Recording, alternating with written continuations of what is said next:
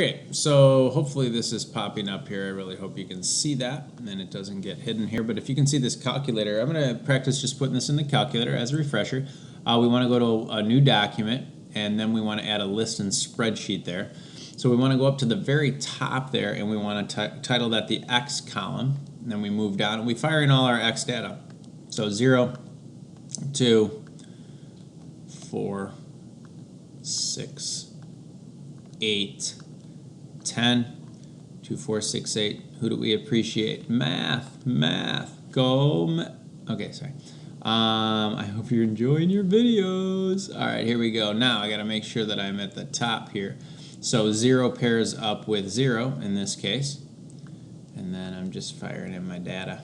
You're probably light years ahead of me here, because this isn't the fastest way to do it. 181, 233, 310. Okay, so we got all that in. All right, so now it's just basically asking for a linear function line, linear function of S fit. So we're going to go to menu, and then remember 4 statistics, and then 1 stat calculations. I jumped ahead of me quick there, so I'm going to do it again. So statistics, stat calculations, and then linear regression number 3 is what we want. So when we go to this pull-down menu, we want to make sure X is selected for the X list, make sure Y is selected for the Y list, and then go all the way down and hit OK. Okay, so you can see here we got my M, we got my B. So basically we have a slope here of Y is approximately, and then there it is right there, 30.29 we'll call it. Rounded 2 decimals is fine. I don't know if that's what the question said. I can't see that right now. Oh, it looks like it right there, 2 decimal places. So Y equals 30.29x, and then we have a y-intercept of negative 0.428, so negative 0.43. All right, and that's what the y-intercept looks like there, so that's good. All right, and that looks like I put that, as we can minimize that, in the wrong spot. So this answer right here is going to go right up there. Okay, but now they're asking, what does the slope of the line mean? So interpret this slope.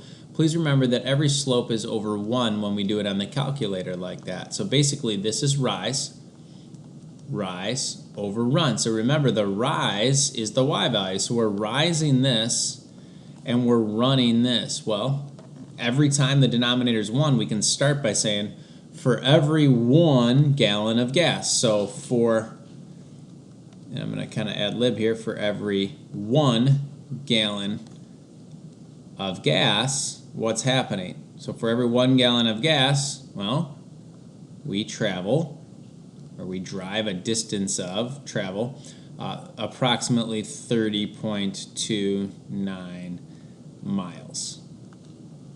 Okay, so that's the idea of interpreting the slope. Just tell me what it means, rise over run, in words, the context of this problem.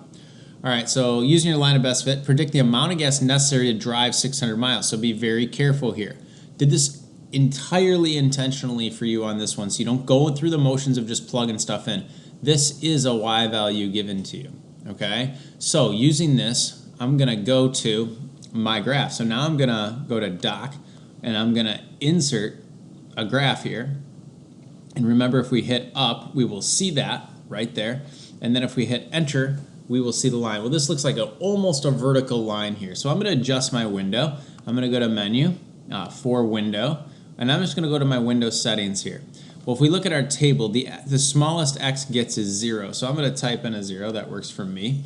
The biggest x gets is 10, but we might predict outside of that. So I'm going to make it a 20. So now I'm getting all of my x data in there.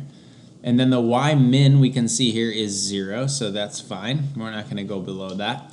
And then the y max is 310. Well, this one says 600, so I'm going to go to like 700 just to make sure like we have all of our data in there. So I'm going to click OK, and look at that. We have our nice line, at least the portion that we had told the calculator to look at. So now I'm going to go to menu. I'm going to go to geometry, points and lines, and then I'm going to do a point on. So now when I get here, I want to click on there, and then I want to double click to make sure the point gets on there. All right. Well, now I got to hit escape. I've gotten out of that tool. If this is too fast, you can rewind and look at it again. But the y value, I want to make 600 because that's what they told me to do for this problem, make the y value 600. And you can see it jumps right up there. to 600 where the x value is 19.8. So I'm going to say for this one, approximately 19.8 gallons.